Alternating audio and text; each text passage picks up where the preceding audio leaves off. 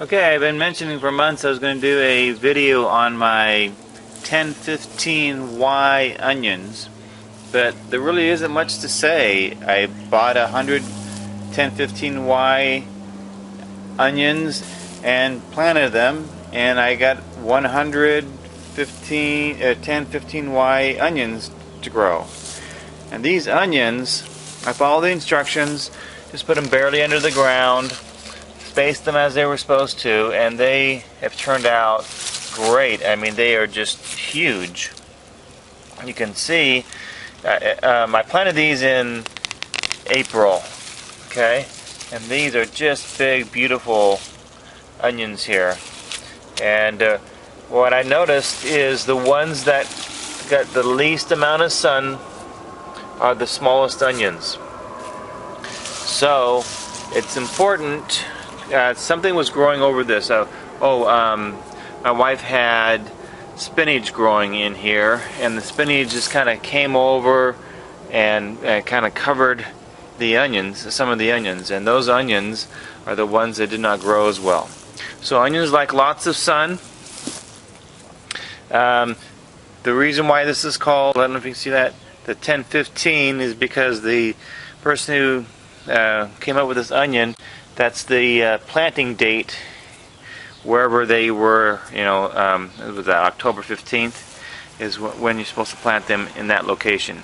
Here in Texas we planted them at a different location. But what I'm going to do now is just going to harvest them and set them up to dry.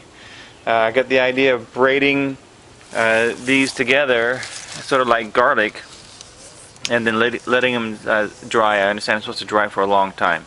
So I'll do that, and I'll show you what that looks like. But I'm really happy with these onions. Here are the onions laying out. I decided not to braid them because I'm not a very good braider, and I think this will work just fine. I probably will rinse them off and give some of them away. I have been eating some, so I don't have all of them up here. They have a very good flavor. I think these are the white varieties. I think this is just the 1015, not the 1015Y. That's what the steak said. But highly recommend this. One thing, as I was reading Pioneer journals, they mentioned how much they loved having onions because they added flavor to their food. So something to consider. It was very easy. I literally just took them out of the little pot and made a rows, stuck them in the ground. We weeded the garden bed once because we had some friends coming over, a group of friends. We were showing them the garden, so my wife weeded the garden, the raised bed once. But other than that, all we did was water it on a regular basis, and they just grew these big, beautiful onions. Couldn't be happier. So you might consider onions in your garden, and make sure they have plenty of sunshine, and they'll be happy and you'll be greatly rewarded. Looks like the onions are well dried. They've been sitting out here for about a week. Weather report said it was 101 today. I was inside working, so I don't really know. But looks like these are all in good shape and ready to be tied up and put into the pantry. So I'm going to show you how I learned to do this on another YouTube channel. I don't remember the channel. Give me an idea what to do also. And I love these onions. They have just turned out just massive, and they've grown really well. I don't know that I have anything to share. We didn't fertilize them. We put them in the soil and planted them just as they said we should do, and this is what we ended up with. So if you like onions, I'd give it a shot. It wasn't hard at all. My kind of plant. Let's see how we tie these up. Since it's such a nice day out, I decided to go ahead and do the onion stringing out here in the garden. So I've started already with my string of onions. I'm using some nylon twine, simply because this is going to get very heavy. This is here is probably close to well, probably 7 pounds of tomatoes right there. I imagine when I'm finished it's going to be close to, you know, twice or 3 times that weight. So just let me show you how I am doing my onion stringing. I'm going to put the camera down so you can see. Right, first of all, you start with the largest onions first, and then what I do is I'm sitting out here with my garbage can next to me, and I just pull off the little roots that are left and kind of slide up any loose items here.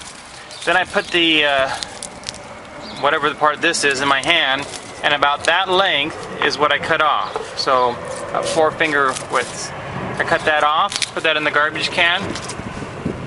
Then I come over here to my twine. You notice it's just a loop, okay?